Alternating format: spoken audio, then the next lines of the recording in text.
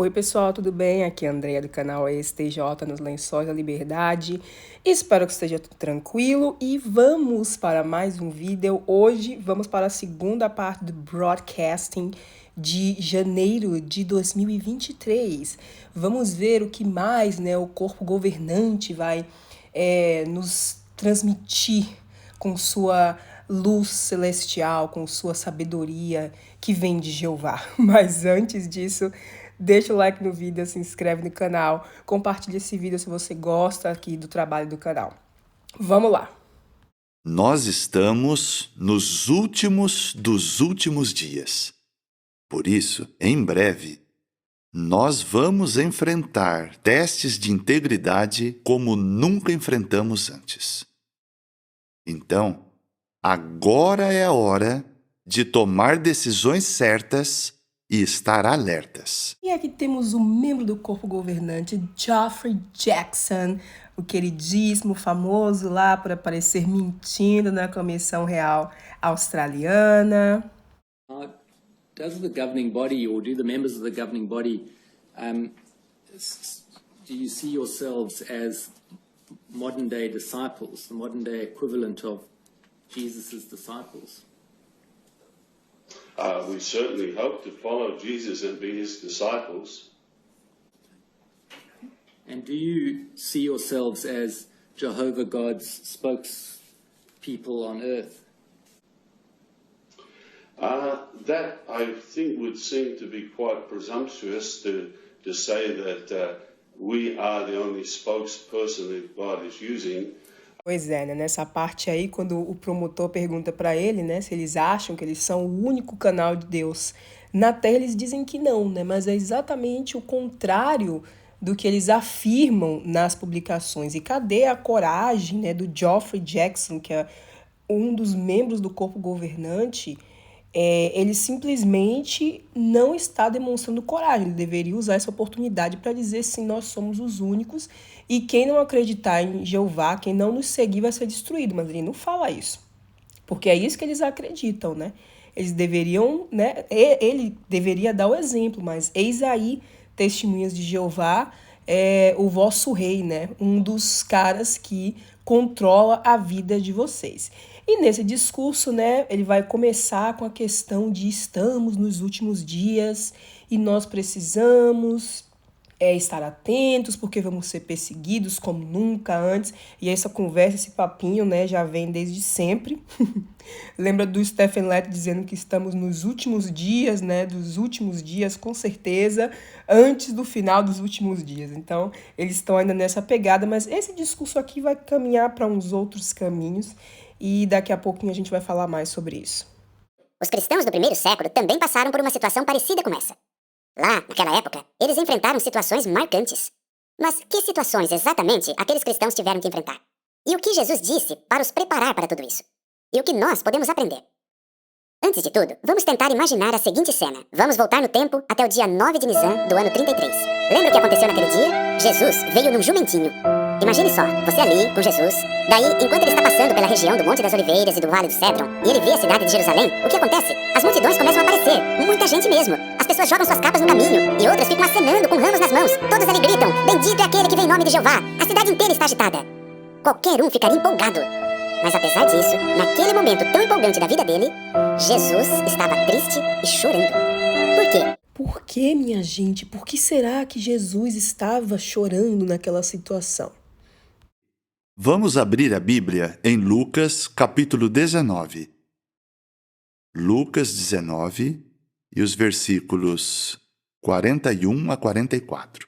E aqui nesse relato inspirado, lemos que quando Jesus chegou perto, observou a cidade e chorou por ela, dizendo: se você, sim, você, tivesse discernido nesse dia as coisas que têm a ver com a paz, mas agora elas foram escondidas dos seus olhos. Porque virão para você os dias em que os seus inimigos construirão em sua volta uma fortificação de estacas pontiagudas, cercarão você e a sitiarão por todos os lados.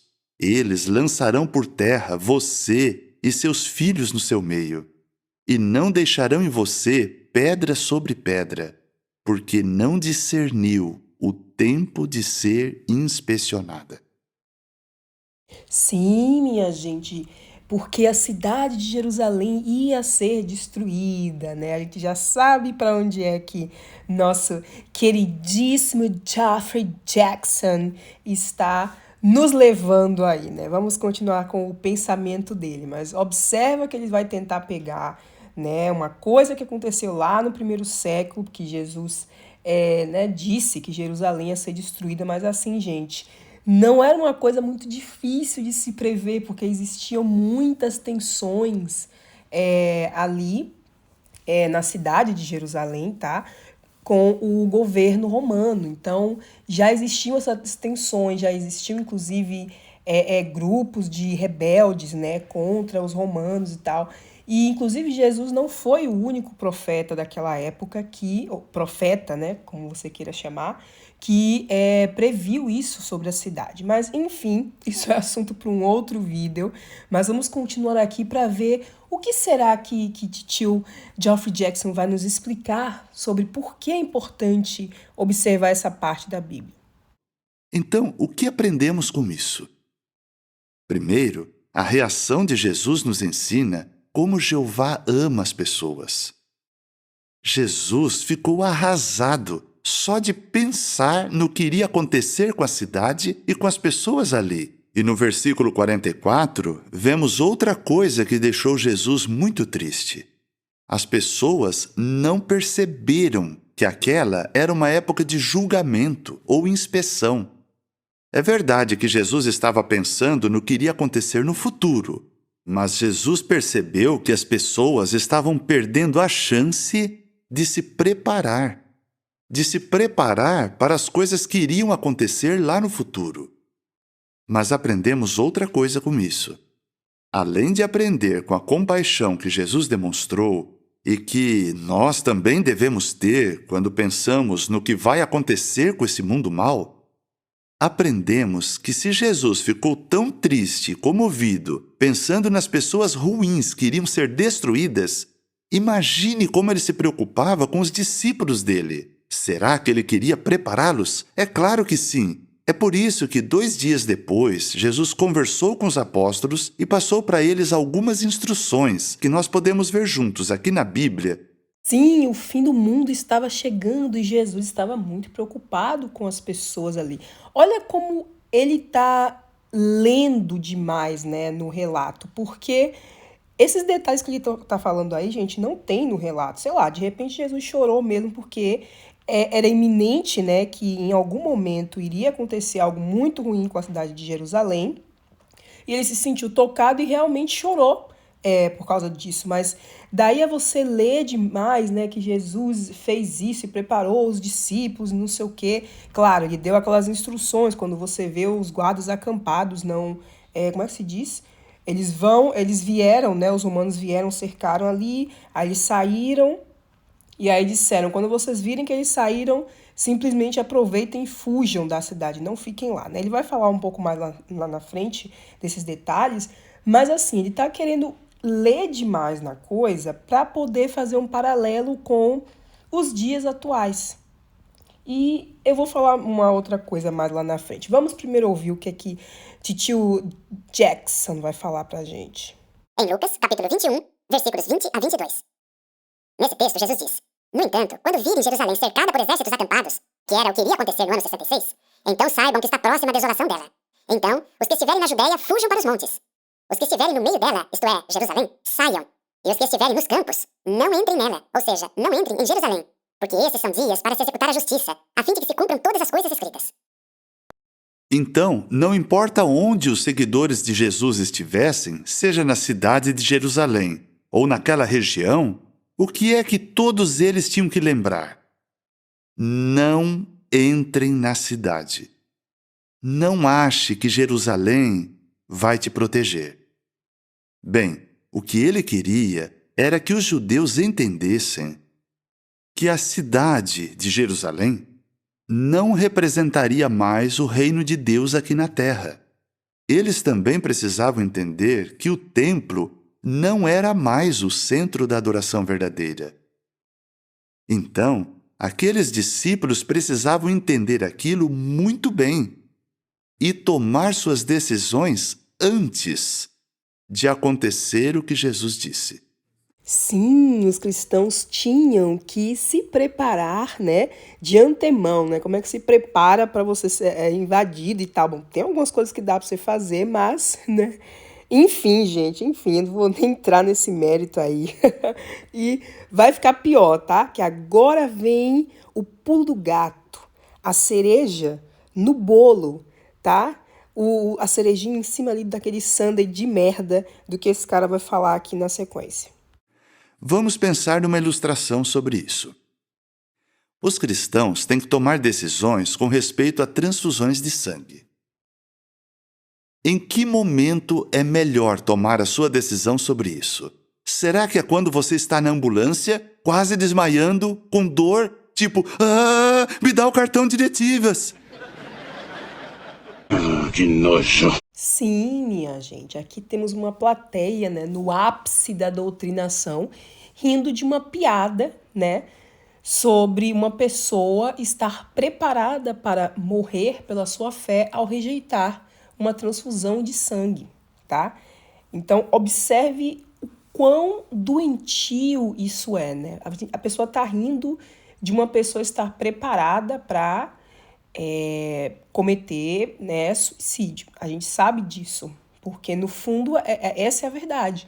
Se você tem a opção de viver por meio de uma transfusão, mas você rejeita, né, pela razão que for, isso é você se condenar à morte. Então, a gente não tem como chamar de outro nome. E isso é incentivado, e aqui a gente está vendo a plateia ainda rir, né, da piada dele. Ou será que é quando eles vão começar a fazer a cirurgia? Será que é nesse momento que você vai procurar mais informações? Não.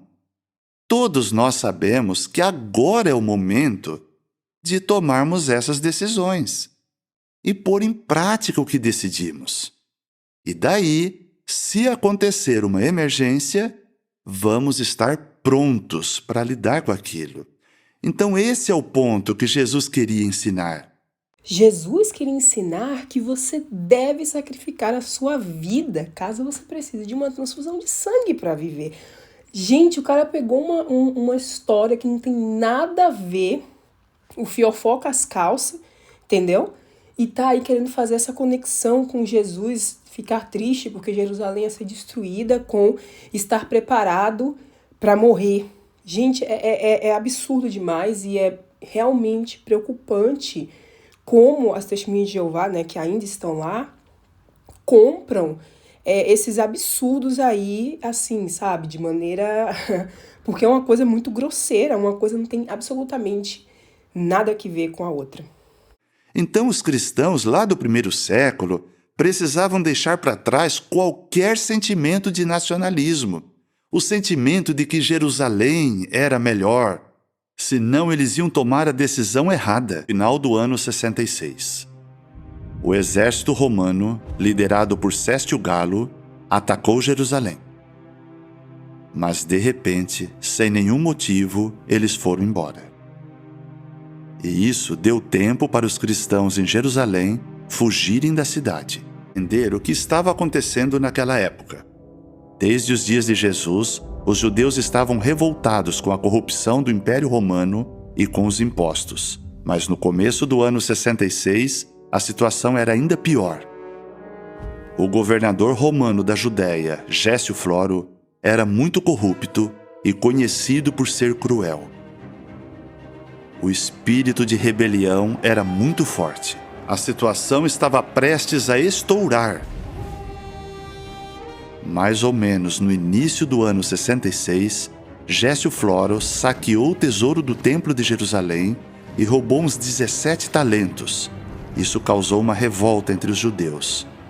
Por isso, Gécio Floro ordenou que seus soldados atacassem os rebeldes e permitiu que os soldados saqueassem centenas de casas e matassem mais ou menos 3.600 judeus.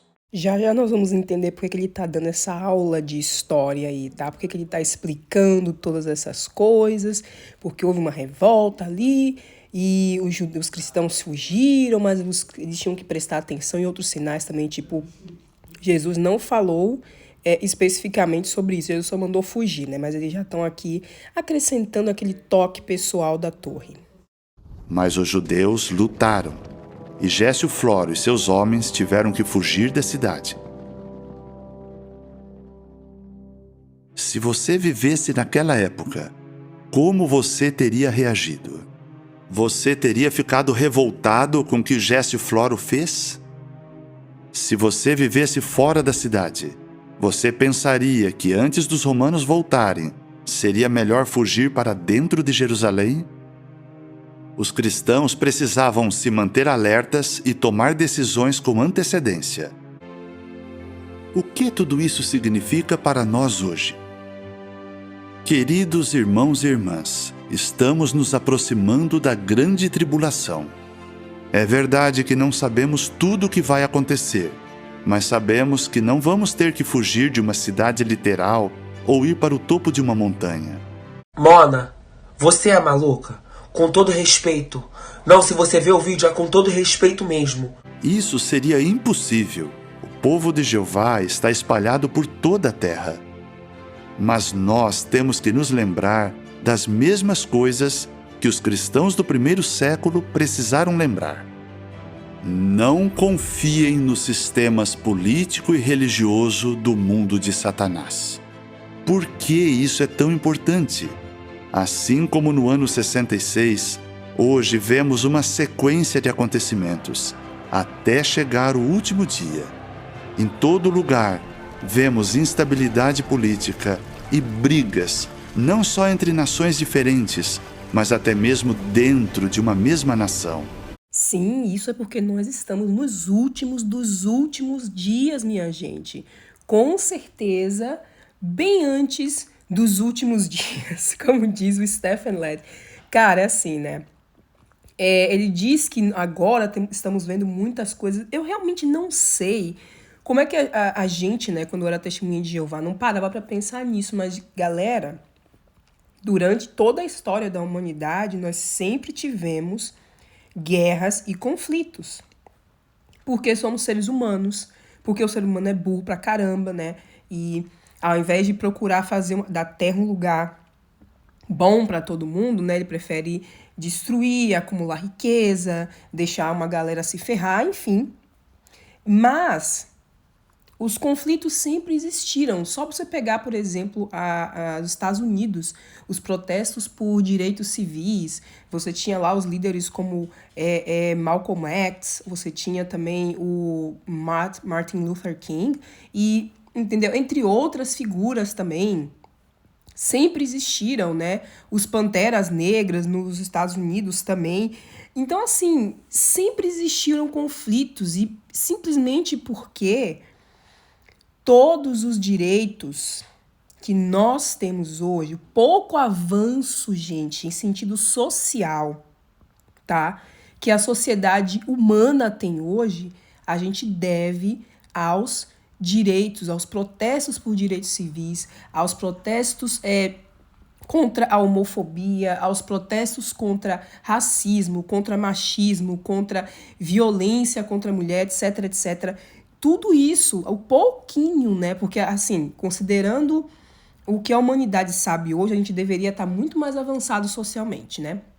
Mas, como eu falei, o ser humano é burro e demora, né, para aprender as coisas, mas enfim. Mas esse pouquinho que a gente tem é porque houveram pessoas que se jogaram na frente de governos injustos, de sociedades injustas, para que as futuras gerações pudessem ter uma chance, né, melhor, em um mundo melhor. Se você ainda não assistiu, inclusive, tem o documentário do Emicida Amarelo, e que é maravilhoso e fala sobre várias figuras dentro do Brasil que também lutaram por questões raciais, para que eu, por exemplo, pudesse ir para a universidade, né, utilizando cotas. Então, assim, sabe, gente, é importante que a gente lute pelos nossos direitos. Essa ideia aí, né, de que Ah, não vamos fazer nada porque só Jesus vai resolver, é furada. Assuntos religiosos, políticos e sociais, incluindo o aborto e o homossexualismo, têm dividido as pessoas. Dividido as pessoas porque em um deles, no caso do aborto, as pessoas querem impor os seus conceitos, né, as suas questões religiosas aos outros. E no caso da homossexualidade, tá? Não se usa mais esse sufixo ismo, como ele falou aí. Então é homossexualidade. Nesse caso aí, é porque as outras pessoas não aceitam que ser gay é uma coisa natural, é uma coisa normal, e que a humanidade, né, precisa realmente começar a aceitar isso e parar de oprimir essas pessoas, porque elas são oprimidas, né? Ainda hoje, no século XXI, tem pai ou mãe que expulsa os filhos de casa porque descobre que o filho ou a filha é gay ou trans, entendeu? Essas pessoas só querem o direito de viver e o outro lado querem que elas continuem sendo massacradas. Então, assim, né? Você vai fazer o quê? Você vai deixar o outro continuar te massacrando sem lutar? Assuntos científicos, como o aquecimento global, viraram assuntos políticos. Porque são assuntos políticos, Geoffrey Jackson. São assuntos políticos, seu cabeçudo.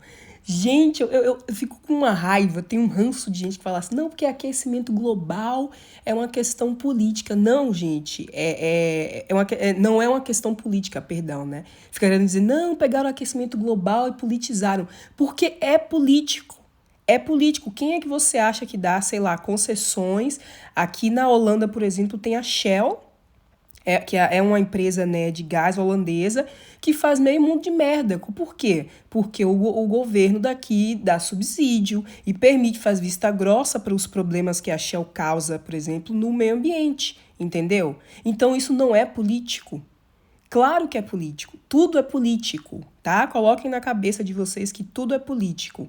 E a única coisa que você consegue dizendo, não, eu não vou me meter na política porque não importa, sabe, não ligar para política, não me interessa por política, é você ser levado, tá? Pelas ideias da maioria das pessoas, ou deixar que outras pessoas escolham as coisas por você. Não que a democracia seja perfeita, tá?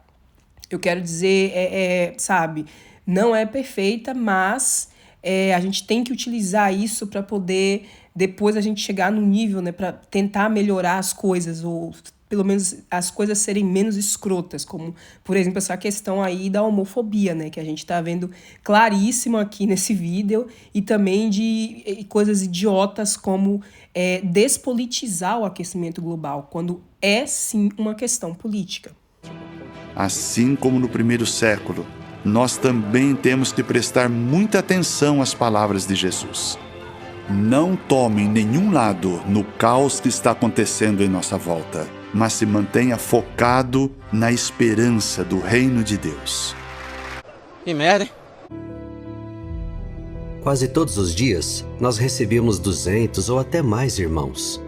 Eles estavam fugindo da guerra. Então procuraram refúgio na Polônia. Era muito triste ver que muitos traziam apenas uma mala. Infelizmente, eles não podiam trazer mais que isso. Nós conversamos com os irmãos da comissão dos coordenadores do corpo governante. Eles nos ajudaram a ver o que nós poderíamos fazer para ajudar. Logo depois, nós formamos a primeira comissão de ajuda humanitária, mas nós percebemos que seria necessário prestar essa ajuda em todo o país. Então foram formadas mais 16 comissões de ajuda humanitária na Polônia. Muitos assinaram a petição DC50 para poder ajudar.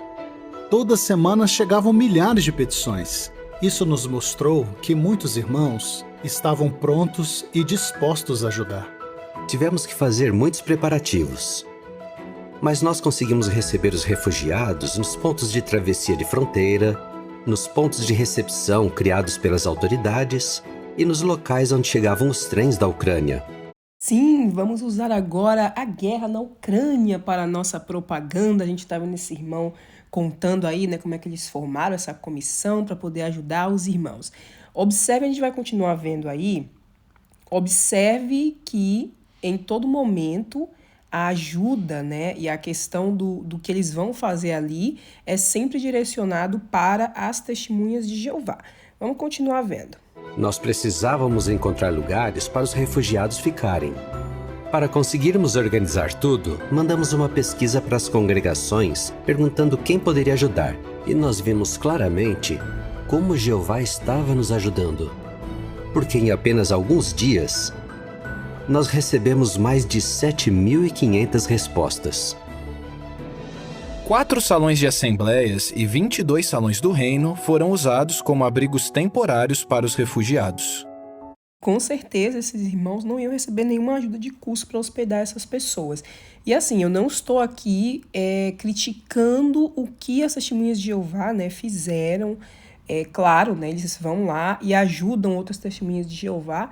Só que eu acho estranho, né, que pessoas de outras religiões, que supostamente, né, são religiões do diabo e tal, essas pessoas ajudam pessoas que não são da mesma religião que elas. Não precisa nem longe, tá? O meu marido, ele tem amigos que trabalham, né, com refugiados e o pessoal não tá ajudando eles por nenhuma razão específica, só porque eles são refugiados. E aqui tudo é apenas para as testemunhas de Jeová, das testemunhas de Jeová para as testemunhas de Jeová.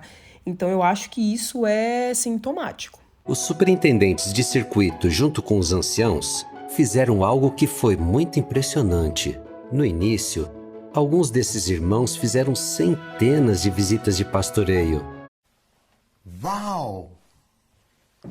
Claro, né? Porque tem simplesmente que verificar as condições espirituais desses irmãos, né? Por isso tem que fazer visita de pastoreio. E tem que ir lá fazer orações com eles, ler os versículos da Bíblia, etc. E como sempre dizer que é para confiar em Jeová, para lidar com o trauma, né, de ter fugido de um país que estava em guerra. Daí ele vai continuar, né, falando, né, o que eles fizeram, distribuição de mantimentos, alimentos e tal, também de roupa, sapato, que os irmãos organizaram. E, de novo, isso é uma coisa muito boa, é bom saber que eles estão realmente ajudando outras pessoas, né? Mas essas outras pessoas são ajudadas porque são da religião deles. Se você voltar um pouco antes, né, na parte uma parte que ele está falando ali, que os irmãos foram recepcionar e tal, eles estão todos com o símbolo JW, né? Todo mundo ali fazendo propaganda para dizer, olha, as testemunhas de Jeová estão aqui ajudando também. Só que primeiro elas estão ali ajudando só os dela, né? E assim, para que fazer essa propaganda, né? O que aconteceu com aquilo que Jesus disse,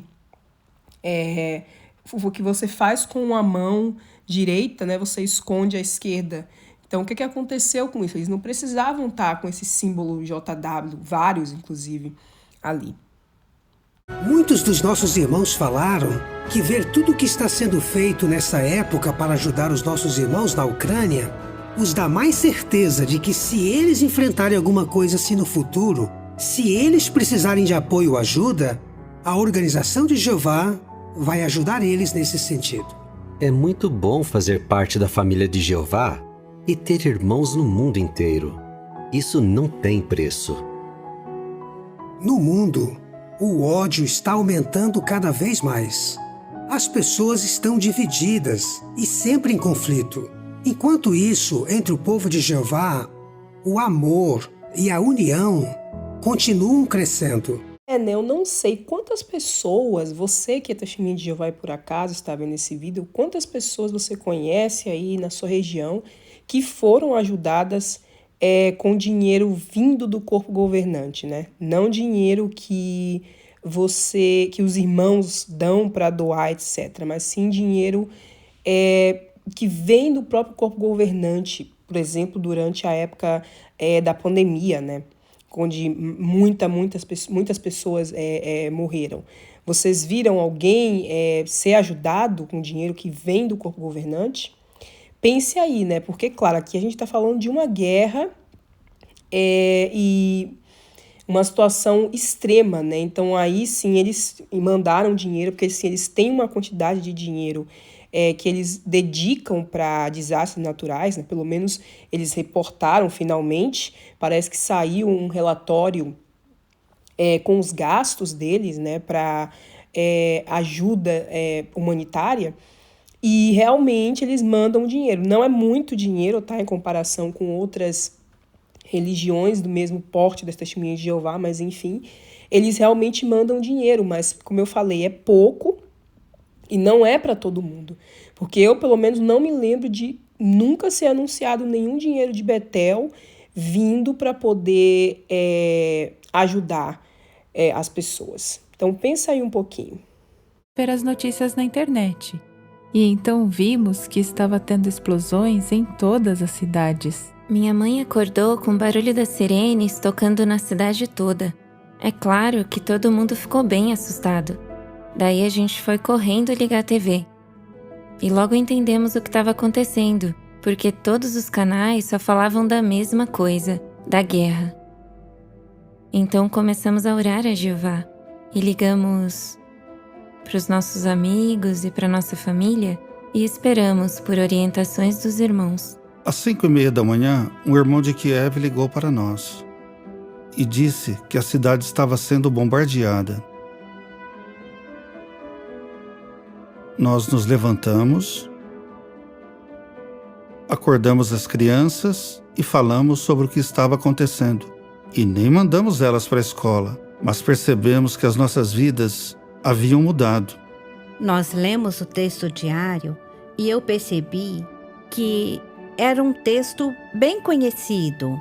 Foi até o texto do ano de 2021, mas naquela hora ganhou um significado especial. Era como se Jeová estivesse falando com cada irmão pessoalmente. Eu sabia exatamente o que precisava fazer. Claro, né? Agora tem que ter as experiências dos irmãos que passaram pela guerra, que sobreviveram, que foram acolhidos, né, pelos outros irmãos. Aí mostra várias experiências diferentes, né? Uma, por exemplo, os irmãos deram um dinheiro para um casal que estava fugindo. E quando eles chegaram, né, num trem, eles descobriram que tinha que pagar e era exatamente o valor que eles tinham recebido. Todo esse tipo de retórica que a gente já sabe que vai aparecer numa propaganda. Então eu não vou mostrar muito mais do que isso, né, com essa musiquinha tosca, sentimental, melosa no fundo, para poder comover, né, a Testemunha de Jeová. Lembra que lá no início o Stephen Letts, né? Stephen Letts não, gente. O David Splain, perdão. O David Splain falou, né? Talvez você vai precisar de um lencinho, porque eles já fazem a coisa sabendo que isso vai derreter o coração da TJ doutrinadona. Vamos ouvir agora o irmão Tony Morris. Tudo bem, Tony? Quem é você mesmo? Quando eu falo que eles são o maior tiozão do pavê, olha as piadinhas. Ei, Tony, cadê o Tony? Cadê o Tony? Daqui a pouco eu vou falar o que será incrível. Imagina o que vai ser incrível, né? Eu queria só fazer um comentário aqui, uma crítica, por favor, pessoal do Betel do Brasil, que faz a dublagem. Mudaram a voz do dublador do Tony Morris, gente, não pode. O outro dublador, a voz parecia muito mais com a voz dele em inglês, hein? Não gostei disso aqui. Nota 0, tá, dona Torre de Vigia? Talvez o irmão que dublava foi desassociado. Será que o irmão que dublava o Tony Morris despertou?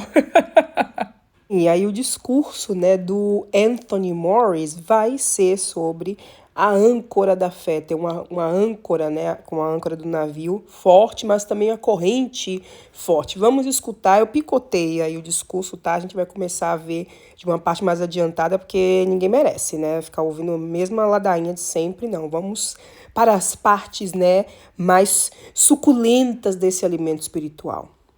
A Sentinela de Estudo de fevereiro de 2021 fala algo muito interessante na página 30.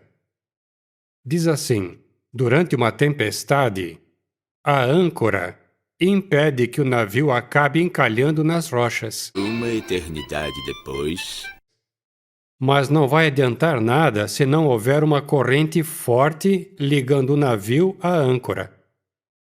Então, se perdermos a fé, perderemos a esperança. Essa comparação da sentinela nos dá muito o que pensar. Para nos ajudar a entender por que nossa esperança deve ser como a âncora para nós, vamos ver o que vai acontecer em breve. Abram suas Bíblias no livro de Apocalipse, capítulo 21. E lembrem-se que o que vamos ler é simbólico.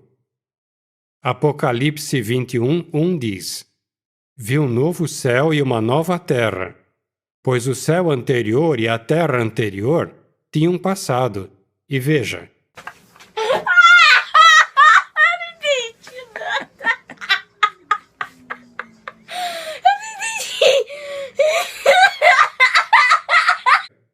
isso significa que depois do Armagedon, o mar vai deixar de existir. Com certeza aqui não está falando dos mares literais ou oceanos. Este é o mar da humanidade iníqua, influenciada por demônios, que logo será destruído. Sai, capeta! Sai, sai, sai, sai, sai, sai! Então o ponto é que estamos em guerra. É um assunto sério. E até que o mar não exista mais, as coisas vão ficar mais difíceis.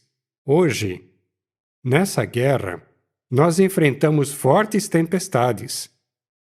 E elas incluem várias coisas, mas hoje vamos falar de uma tempestade específica: a morte de alguém que amamos. Quando morre alguém que amamos.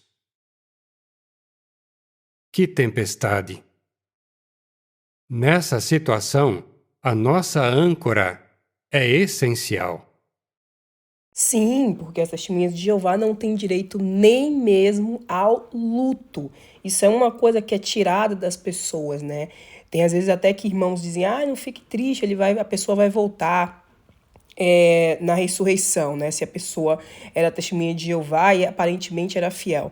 O problema é que a gente não sabe, né, quem era fiel, porque tem uma lista imensa de coisas que podem te mandar, né, que podem colocar o seu nome numa bola de fogo durante o Armagedon, minha gente. Pois é, mas aí eles falam isso.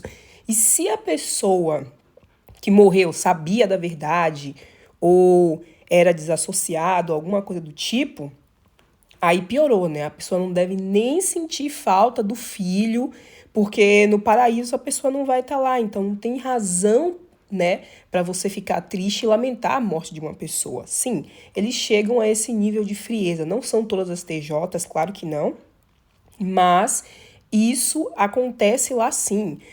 Uma vez eu até fiz um post, alguém comentou na comunidade Testemunhas de Jeová lá do Facebook, falando que uma mãe tinha perdido um filho. Se eu não me engano, o filho era desassociado. Eu não sei, gente, agora talvez me falhe um pouco a memória.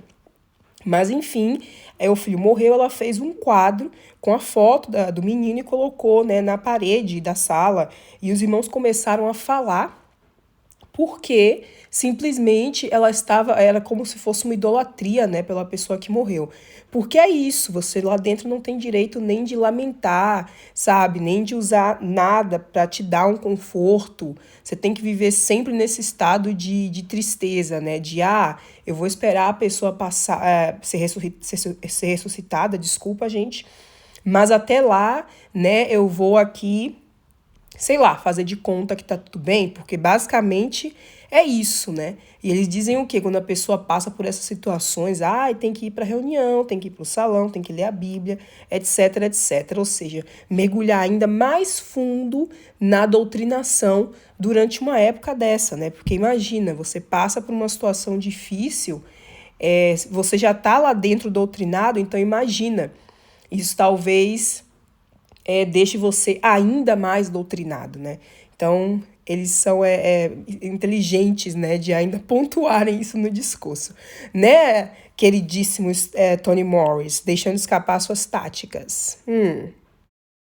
Essa âncora é essencial para cada um de nós. Nunca perca a sua âncora. Nós podemos enfrentar situações bem difíceis, mas não perca sua âncora. Foi Jeová quem nos deu essa âncora. Âncora, âncora, âncora. Uma irmã escreveu algo bem interessante. Suas palavras foram sinceras e humildes, e mostram que o povo de Deus é imperfeito. Não sei se você já notou isso. David, não faça nenhuma piadinha com isso quando voltar aqui, hein? O pai daquela irmã morreu fiel a Jeová. Veja o que ela pensava antes do pai dela morrer. Quando ela via alguém chorando por ter perdido alguém que ama, o que vinha à mente dela era: por que está chorando tanto? Eles vão se ver de novo.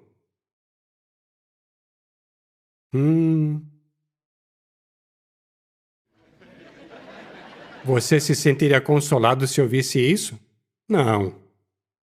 Mas depois que o pai dela morreu, veja o que ela disse de coração, que foi muito bonito.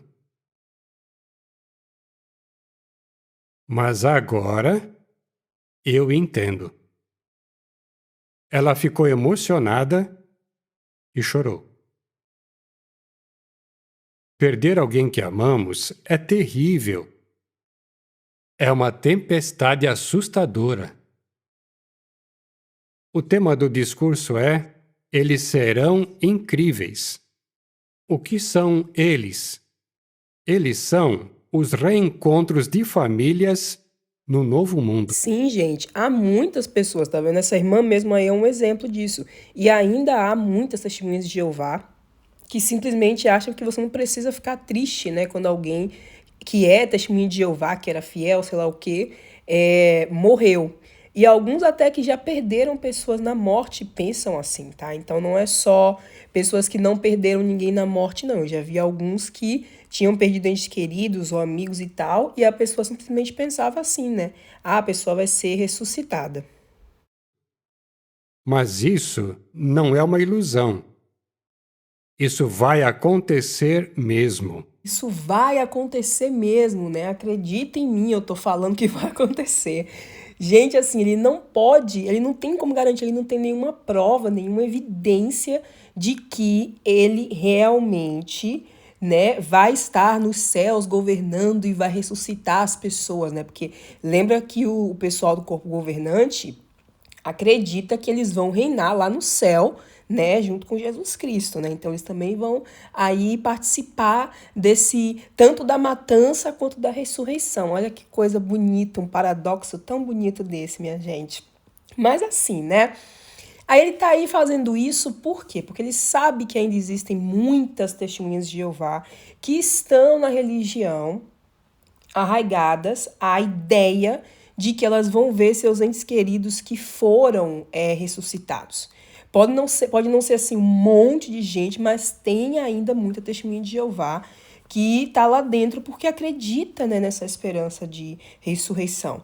Aí você escuta um dos membros do corpo governante, né, que é os escolhidos, são os escolhidos de Deus aqui na Terra, dizer isso, né, você se sente como... Eu posso dizer, ele te assegura, né, ou reassegura de que você vai realmente ver essa promessa se cumprir. Então você tem que continuar firme, você tem que continuar com uma âncora firme, uma corrente firme para não perder essa oportunidade. É isso, tá, que ele está dizendo aqui com esse discurso deles, que ele sempre começa falando de uma coisa e termina falando de outra, né? Agora vamos considerar algumas famílias dos tempos bíblicos. Primeiro, vamos começar com Noé. Noé fez exatamente o que o pai dele descreveu. Ele tinha que conviver com anjos que assumiram a forma humana. Eles abandonaram sua própria morada correta e tiveram aqueles filhos híbridos, os nefilins. A terra ficou cheia de violência. Mas Noé e sua família não foram influenciados por aquela maldade. Ele era íntegro e andava com o verdadeiro Deus. Noé fez exatamente o que Jeová esperava dele. Né, tem que citar o exemplo do Noé. Só uma coisa, pessoal, não há evidência, tá, de que os nefilins existiram. Até hoje nunca se achou, né, nenhum osso, nada, nenhuma evidência de que existiram realmente esses gigantes aí na Terra, né? Mas, né, enfim, ele vai usar o exemplo de Noé, né, de que Noé fez exatamente o que Jeová mandou, etc. Ele vai ler a passagem ali no livro de Gênesis e vai continuar explicando para nós, né, por que devemos seguir o exemplo de Noé. Nesse mesmo dia, Noé entrou na arca junto com seus filhos, Sem, Cã e Jafé, e veja, e com sua esposa e as esposas dos seus 3 filhos. Todos eles construíram a arca e entraram nela. Agora, o capítulo 8, versículos 16 e 17. Isso foi depois do dilúvio. Saia da arca, com sua esposa, seus filhos e as esposas dos seus filhos. Então, vamos lá. Nós sabemos os nomes de Sem, Cã e Jafé, porque a Bíblia diz, mas não sabemos o nome da esposa de Noé. E nem os nomes das esposas dos filhos. Por quê? Porque é uma narrativa machista, né? Será que é por isso, gente? Porque naquela época a mulher não valia nada, então os nomes nessas circunstâncias não eram importantes? Não, né? Claro que não. Titio Toninho Morris não vai nos dar outra explicação para isso. Você pode perguntar para Deus, mas aqui não diz o motivo dele não ter revelado o nome delas. Isso não significa que elas não mereciam. O ponto era registrar a genealogia de Noé, e todo mundo sabe que não adianta questionar. Como se dissesse para Deus, sabe Deus, eu amo a sua palavra, mas tem umas coisinhas aqui... Não é uma boa ideia. O ponto da história é você tem que aceitar a Bíblia como um todo, né? Não importa o que está escrito ali, pelo menos parece que é isso que ele está querendo dizer, né? Assim, que papo é esse, né? Tipo, o cara começa falando do que? De ressurreição, daqui a pouco tá falando lá de Noé, da família de Noé, e aí tá falando da genealogia de Jesus. Tipo assim, gente, que arroz de festa é esse, né? Que vai tudo misturado ali dentro, gente. Socorro. Mas o ponto é, imagine essa família no novo mundo. Imagine essa família se reencontrando lá. Você vai ficar muito empolgado, porque com certeza você tem perguntas sobre como foi o dilúvio. E todos nós queremos muito saber como é que era viver lá dentro da arca. Prepare-se para ouvir histórias incríveis de reencontros de família incríveis que teremos no novo mundo. Vai ser um futuro maravilhoso. Esse capítulo se concentra no período em que o amor da vida de Abraão, Sara, ficou grávida. Então Abraão e Sara tiveram um filho e o chamaram de Isaque. Ele disse no versículo 2, por favor, pegue o seu filho, seu único filho a quem você tanto ama. E Jeová sabia. Abraão ama mesmo Isaque. E isso é impressionante. Jeová sabe que Abraão ama muito Isaque. E o que ele pede mesmo assim? Sacrifique seu filho. Uau, né, gente? Que coisa maravilhosa. Que exemplo bom para você usar, simplesmente porque, né? Deus foi lá, Jeová foi lá e falou, não, Isaque, sacrifica seu filho para mim, né? Vamos ver se ele vai ter coragem de sacrificar o único filho dele com a Sara, né? E ele cita isso como se fosse uma coisa boa. Eu acho que isso mostra que Deus era bem, né? Esse Deus é bem sociopata, gente. Vocês vão me desculpar, mas como é que você pede para uma pessoa sacrificar o próprio filho só para testar, né? Para ver se ele vai mesmo até o fim. Eu não sei não, hein? Aí, cara, problemático isso daí, problemático. Abraão estava pronto. com a faca em cima de Isaac. Então, na mente e no coração, ele já tinha sacrificado Isaac. Vamos lembrar, gente, que o Tony Morris está falando essas coisas aí com a maior naturalidade, né? Assim, sem nenhum choque. Porque, afinal de contas, né, se Deus mandou fazer, não tem problema nenhum, né? Mesmo que seja um teste no estilo de uma pessoa bem psicopata. Mas assim, né, ele tá falando isso daí e ele é o único membro do corpo governante que tem filhos, tá? Ele tem filhos e consegue falar sobre isso com essa frieza e naturalidade.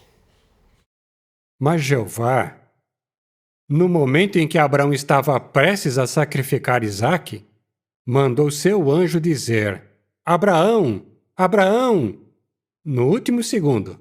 E isso impediu Abraão.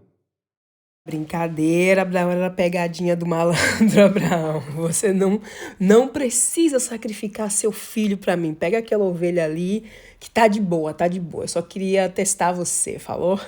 Inclusive tem essa foto, uma das imagens, né, do meu livro de histórias bíblicas. E eu lembro toda vez que passava essa história, eu dizia assim, nossa, e já pensou se Jeová mandar o meu pai ou a minha mãe me sacrificarem? Será que eles vão fazer isso?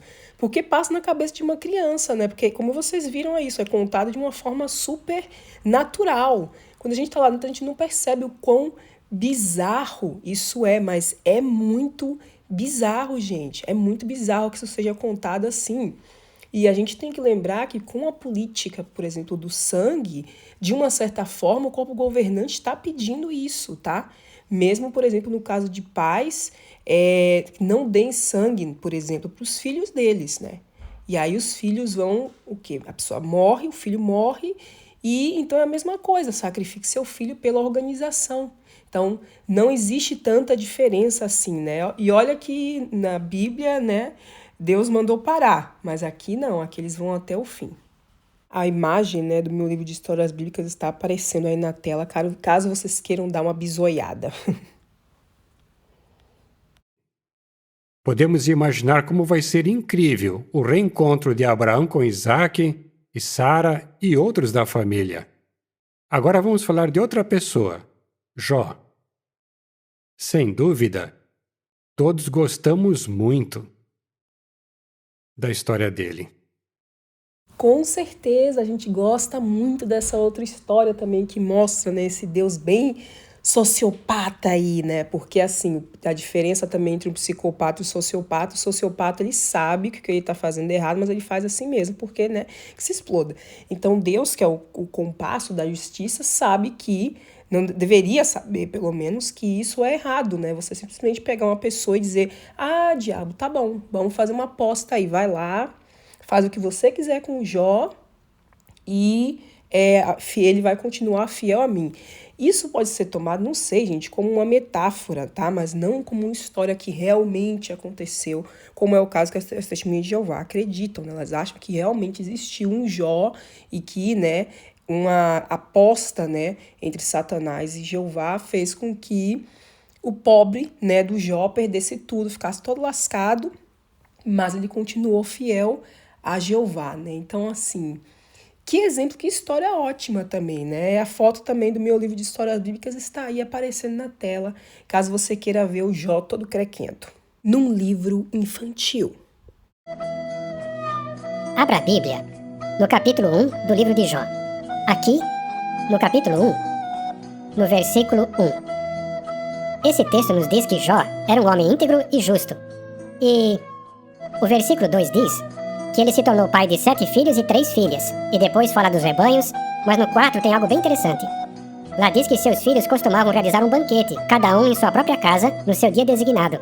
Mas qual é a lição para nós? A lição para nós é que Jó e a família dele estavam celebrando uma festividade pagã, né, de primavera e tal, solstício, né, tá bem assim, bem pagãzinho esse negócio aí de celebrar na casa de cada filho, não sei o que, vai movendo, tá bem pagão, né, mas o Tony Morris tá aí, ele não tem noção das coisas que eles falam, né, porque como tá na Bíblia, então aí não tem problema, eles não veem contradições nisso, porque inclusive, pessoal, o Jó, ele não é um personagem judeu, tá, ele não é um israelita, tá? Ele é de uma outra nação. Então, né, por que ele foi contado como justo, mesmo ele não sendo da nação de Israel? E também, obviamente, né, como está relatado na Bíblia, a família dele parecia estar celebrando uma festividade pagã. Pelo visto, Jeová permitiu que Satanás usasse um forte vento e todos morreram. Chegou a notícia. Ele dentro de casa agora. Caiu e morreu. Morreu agora. Agorinha. Ele acabou de morrer. Não escapou nenhum. Todos eles foram mortos. 7 filhos e 3 filhas. Reencontrar aqueles que você ama é algo certo. Logo, logo, você vai poder reencontrar sua família. Então, mantenha sua âncora bem firme, até que o mar da humanidade iníqua deixe de existir e continue concentrado em como serão incríveis os reencontros de famílias. Olha, gente, uma manipulação em estado bruto, né? Olha, assim, pegou uns exemplos da Bíblia para falar umas coisas nada a ver. E agora, né, para dizer a testemunha de Jeová, olha, você vai sim reencontrar as pessoas que você ama na morte. Inclusive, eles usam isso também, né? Quando eles vão de porta em porta para pregar para as pessoas, né? Dizem, olha, você pode reencontrar o seu parente, né, quando ele for ressuscitado. Porque algumas testemunhas de Jeová acreditam que se você morreu antes do Armagedon, você vai ser ressuscitado, né? De qualquer forma, para ter uma chance, vai ser ressuscitado como iníquo. Uma coisa assim, gente. Mas, enfim, essa foi a segunda parte do broadcasting de janeiro de 2023. Vamos esperar quando eles vão postar a próxima parte para a gente fazer uma reação e ficar, né, enojado com tanta bosta. Mas é isso mesmo, né? Estamos aqui para isso, para destrinchar as manipulações baratas da torre. Um beijo para vocês, até o próximo vídeo e tchau, tchau!